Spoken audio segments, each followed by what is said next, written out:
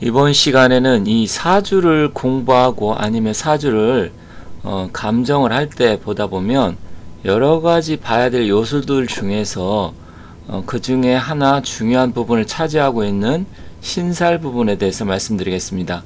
물론 사주를 연구하고 보시고 공부하시는 분들에 따라서 이 중요도는 좀 다르게 볼 수 있습니다. 어떤 분은 음양의 조화나 음양의 생극제와 오행의 생극제와 이런 부분을 굉장히 중시 여기고요. 또한 어떤 분들은 격국과 용신이 제일 중요하다 이렇게 말씀하시는 분들도 계시는데, 물론 그런 것도 굉장히 중요합니다. 하지만 사주의 양념처럼 따라다니는 게 바로 신살이라는 것이 있습니다. 그 중에서도 이 12신살은 사주 명리학에서 굉장히 활용도가 높은 부분입니다. 물론 이 신살하면 안 좋게 보시는 분들이 있고, 특히 스님들 쪽에서 그런 말씀을 좀 많이 하시는 걸 제가 많이 봤는데, 일단 이 사주에서 신살, 물론 살이 굉장히 많습니다. 많게는 200여가 넘기 때문에 그것을 다 말씀드리기는 어렵고, 그 중에서도 12운성과 함께 굉장히 많이 쓰이고 중요한 핵심이라고 볼 수 있는 신살을 말씀드리고요. 이 신살이라는 의미는 어떤 분들은 그냥 합쳐갖고 신살하면 좋고 나쁨 섞여 있는 것처럼 말씀하시지만, 원래 신이라는 것은 긍정적인 의미가 있고요. 살이라고 하는 것은 약간 부정적인 의미가 더 많습니다. 그래서 합쳐서 신살이라고 하는데, 이 12신살이라는 건 12개가 있다라는 의미가 있겠죠. 이 12개 중에서도 역시 또 긍정적으로 작용하는 부분이 있고, 살의 기운이 더 커서 부정적인 의미로 작용하는 게 있습니다. 자, 이 12가지 오늘 알아볼 텐데, 그 내용에 대해서는 제가 다른 시간에서 말씀드리고요. 오늘은 이 12신살을 어떻게 효율적으로 빨리 파악할 수 있고 어떻게 봐야 되는지, 그러한 부분에 대해서 말씀드릴 테니까 잘 봐주시기 바라겠습니다. 12신살은 12운성과 함께 사주의 풍미를 더한다 이렇게 생각하시면 됩니다. 물론 골격은 오행이 생극제와 그걸 중심으로 해서 격이 어떻고 용신이 어떻고 육친이 어떻고 이런 식으로 또 형충파의 합관계는 어떻게 되는지 이런 걸 보지만, 이 12운성과 12신살은 사주의 풍미를 더하는 양념 같은 것이다 이렇게 보시면 됩니다. 그래서 12운성 같은 경우는 그 사주의 기운, 힘이 세고 왕하고 세하고 이런 것을 나타낸다고 하면, 12신살은 현실적으로 벌어지는 일들이라고 보시면 됩니다. 그래서 약간 차이점이 있습니다. 자, 12개의 살이 있다고 했는데, 여기에서 겁살이나 제살 이런 부분, 망신살, 육해살은 좀 안 좋은 의미가 있고요. 장성살이라든지 반한살, 역마살 이런 부분은 약간 긍정적인 요소가 있습니다. 그런데 연살이나 천살, 화개살 이런 건 긍정도 부정도 아닌 의미가 있기 때문에 약간의 살이라 해서 무조건 나쁜 의미가 아니다. 이 중에서도 장성, 반한, 역마는 긍정적인 요소다. 이런 것을 여러분이 좀 이해하시면 되고요.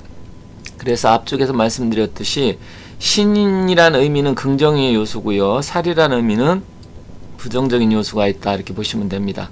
자, 겁재천지, 연월망장, 반영 6화에서 이렇게 4개씩 외우시면 되는데, 자, 맨 왼쪽에 지금 붉은색의 인호술이 있고 검은색의 신자진, 그리고 사유축, 해묘미 12개의 오행이 있습니다. 띠로 보면 띠로 볼 수도 있는 거고요. 호랑이띠, 말띠, 개띠.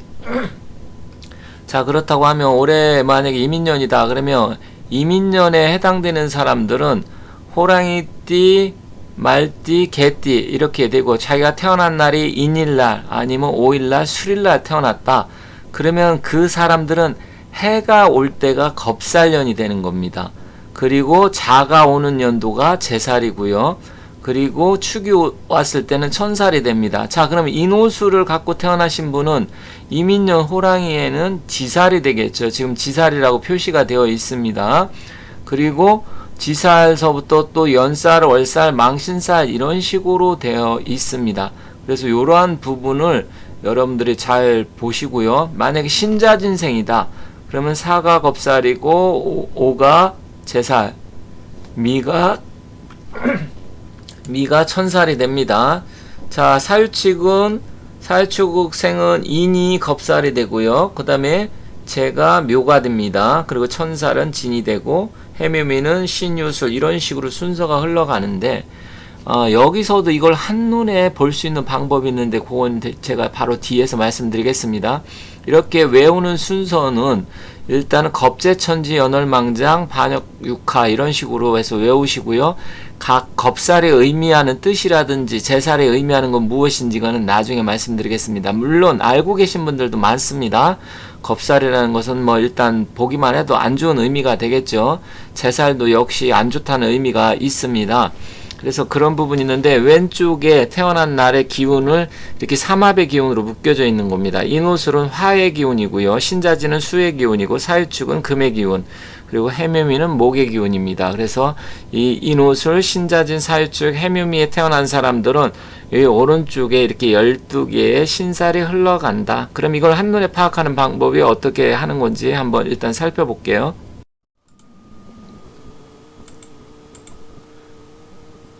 자, 여기 표를 보시면 이거 굉장히 중요한 내용입니다. 잘 보셔야 됩니다.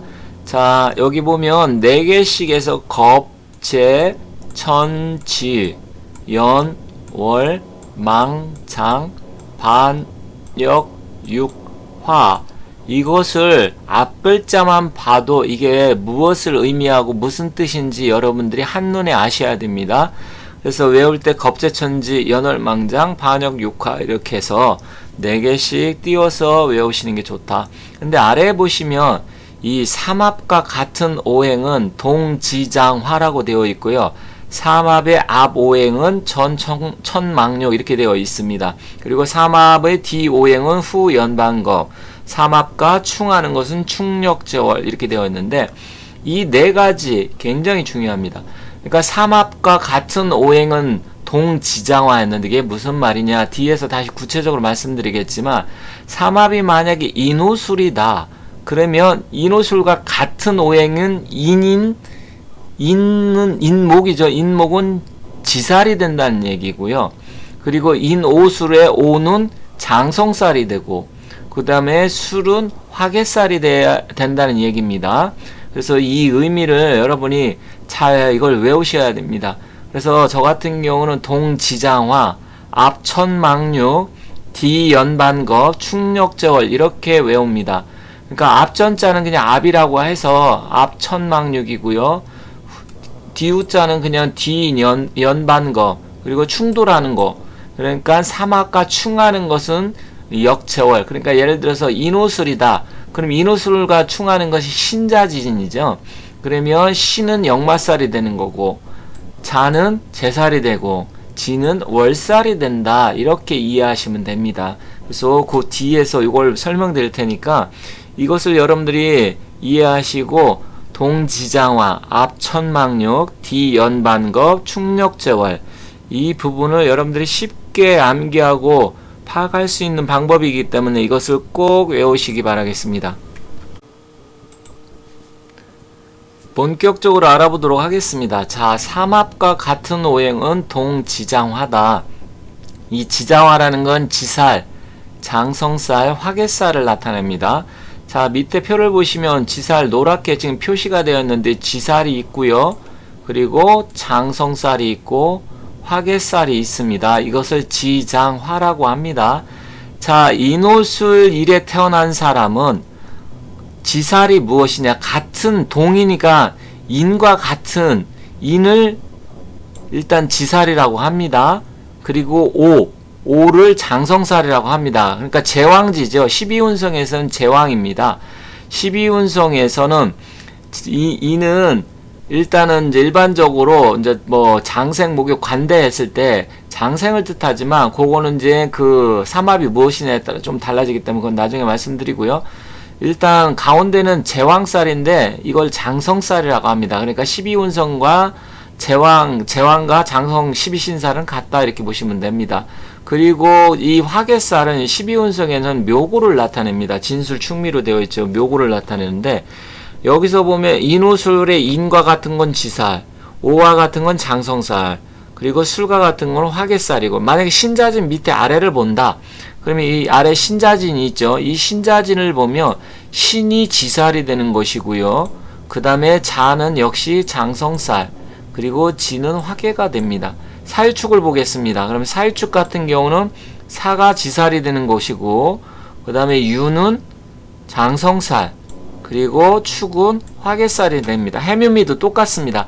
그래서 지금 동지장화라는 것은 이 왼쪽에 있는 이 부분이 지금 태어난 연도 보긴 하지만 일이다, 태어난 날의 일이다, 이런 기운을 갖고 태어났을 때 일단 그 태어난 날의 기운이 똑같은 기운을 했을 때 그것을 지살, 장성살, 화계살이라고 한다. 무슨 말인지 이해 가셨죠?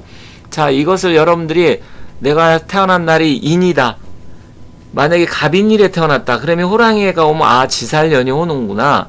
그리고 만약에 병오년이 온다든지 갑오년이 온다 그러면 장성살년이 오는구나, 이렇게 이해하시면 됩니다. 만약에 신자진생이다, 신자진생이 신이 들어온다, 그러면 지살년이 들어오는구나, 자가 들어오면 장성살년이 들어오는구나, 이렇게 이해하시면 됩니다.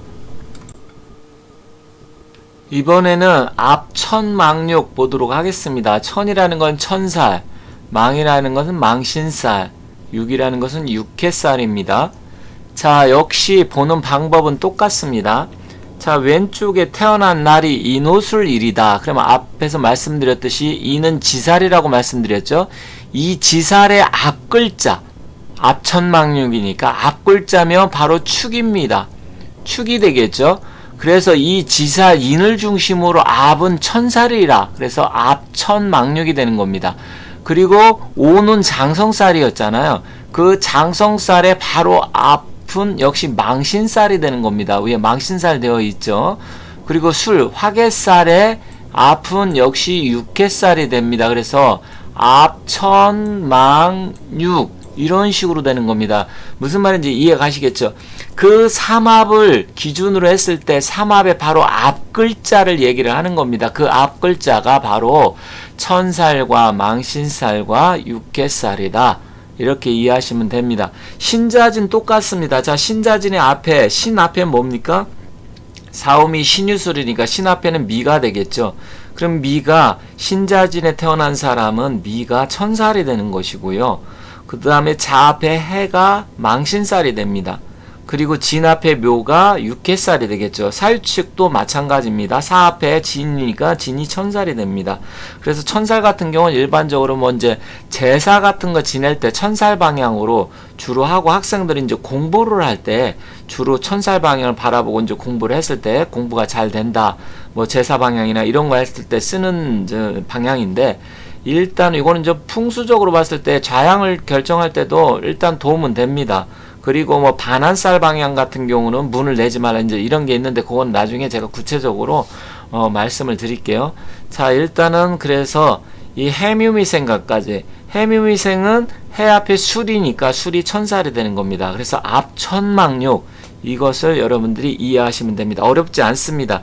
그래서 내가 삼합의 기운의 앞글자가 무엇이 오는지 이 원리 이론만 알고 있으면 바로바로 그걸 캐치해서 우리가 만세력이라든지 이런 거 찾지 않고도 바로 볼 수가 있습니다. 자, 방식은 똑같습니다. 이번에는 D연 방법을 보도록 하겠습니다. 자, 삼합의 기운, 인오술, 신자진, 사유축, 이걸 기준으로 했을 때 앞이냐 뒤냐 이것을 나타내는데, 앞서 말씀드렸을 때 천살은 인 앞에 있었으니까 천살이 됐지만, 이번에는 연살은 인 다음이니까 묘가 되겠죠. 묘는 연살, 연살은 도화살, 함지살, 욕패살 이런 식으로 해서 일반적으로 도화살을 나타냅니다. 그래서 가도하냐 진도하냐 나타냈을 때 이게 연살이 어디에 있느냐 이걸 보는 건데, 일단은 삼합의 뒷글자 바로 뒷글자니까 인 뒷글자는 묘, 신 뒷글자는 유, 사 뒷글자는 오가 되고 해 뒷글자는 자가 되겠죠. 이게 연살입니다. 그 다음에 가운데 장성살의 뒷글자는 오 다음에는 미, 자 다음엔 축이 되겠죠. 그래서 장성살의 뒷글자는 반환살이 되는 겁니다. 그리고 맨 마지막 화계살 다음에, 그러니까 인오술 다음에는 해가 뒷글자가 되겠죠. 그게 겁살입니다. 신자진 다음에는 사가 되겠죠. 사가 바로 뒷글자니까 겁살이 되고요. 사유축 다음에 인이 겁살. 그러니까 2022년은 사유축에 태어난 사람, 이민년해는 겁살년이 되는 겁니다. 호랑이니까 2022년은 이해 가시겠죠? 그리고 23년에는 제살년이 되겠죠? 그래서 이런 식으로 보는 겁니다. 그래서 디연반겁. 그러니까 삼합의 글자 다음에 오는 것을 D는 연살, 반은 반한살, 겁은 겁살이다. 이것을 잘 이해하시면 됩니다. 어렵지 않습니다.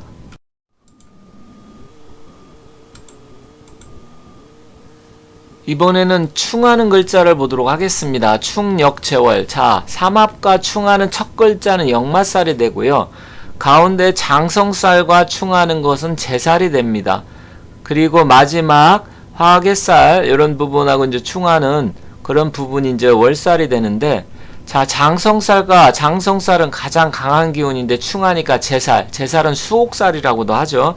그래서 뭐 관제, 구설, 송사 아니면 뭐 갇힌다, 납치당한다 이런 의미가 있는데, 강한 기운이는 가장 강한 기운인 장성살과 충을 하기 때문에 안 좋은 의미가 있겠죠. 자, 그렇다고 하면 제사를 어떻게 보는지 인옷을 삼합으로 봤을 때 가운데 장성살은 5인데 5하고 충되는 게 바로 이 자입니다. 좌우충이 되겠죠. 그래서 바로 이 제살이 되는 겁니다. 그리고 신자진 이 자수하고 바로 충하는 5가 좌우충이 되겠죠. 자, 인호술과 신자진은 서로 상충살입니다. 인신충, 그리고 좌우충, 진술충 이렇게 되잖아요. 그리고 사유축은 사해충, 유는 묘유충, 축은 충미충 이렇게 됩니다. 그래서 이 충력저월이라는 것은 충하는 건 역마살, 제살, 월살이다. 이렇게 뭐 충력저월은 좀 어렵진 않습니다. 그래서 만약에 인호술생은 신이 오면 역마살이 있는 거고요. 그 다음에 사유축생은 해가 오면 역마살이 있고, 반대로 해미의생은 사가 오면 역마살이 있는 겁니다. 이해 가시겠죠? 그렇다 그러면 내가 해묘미에서 뭐 개미일에 태어났다. 개미일에 태어났는데 나는 개미일생인데 사가 있다. 그러면 직접적으로 해는 없지만 개미일이면 해묘밀날 태어났기 때문에 사가 만약에 사주에 있다 그러면 이 사람은 역마살 기운이 있는 겁니다. 직접적으로는 보이지는 않지만 이 사람은 역마살이 있다. 또 예를 들어서 사나 해가 없고 나는 정축일날 태어났는데 만약에 을미년이 온다. 그럼 충미충이 되잖아요. 그럼 이때도 역마살이 발동을 합니다. 어떤 사람은 충미충이니까 아, 역마가 없네. 뭐 난 사해충이 있고 뭐 인신충만 역마를 생각했는데 그게 아니고요. 묘유충도 어느 정도 역마의 기운이 있고요. 충미충도 역마의 기운이 있습니다. 그래서 사주가 이런 내면적인 것까지 잘 볼 줄 알아야 됩니다. 그래서 어떤 사람은 그의 뭐 당에 이렇게 겉으로 봤을 때는 이동수가 없는데 실제로 이러한 부분을 보면 이동과 변동수가 얼마든지 생길 수 있고 있다 이렇게 보시면 됩니다. 자, 충력제월까지 말씀드렸고요. 이 부분을 공부하시는 분들이 반드시 이것을 이해하고 아시면 훨씬 더 사주를 공부하고 감명하는 데 도움이 되니까 잘 파악하시면 좋겠습니다. 오늘은 12운성에 대해서 어떤 식으로 한눈에 파악을 할 수 있는지 간단하게 살펴봤고요. 다음 기회에 각자 이제 겁살의 의미, 뭐 망신살의 의미, 제살의 의미 이런 식으로 해서 또 따로따로 이렇게 해서 올리도록 하겠습니다. 제가 칠판에 판서를 하다 보니까 잘 안 보이시는 부분들이 좀 있다고 해서 이런 식으로 텍스트 파일로 문서 파일로 해서 따로 또 정리해서 올렸다는 점 참고하시고 여러분들 복 많이 받으시고 좋은 일 많이 생기시기 바라겠습니다. 감사합니다.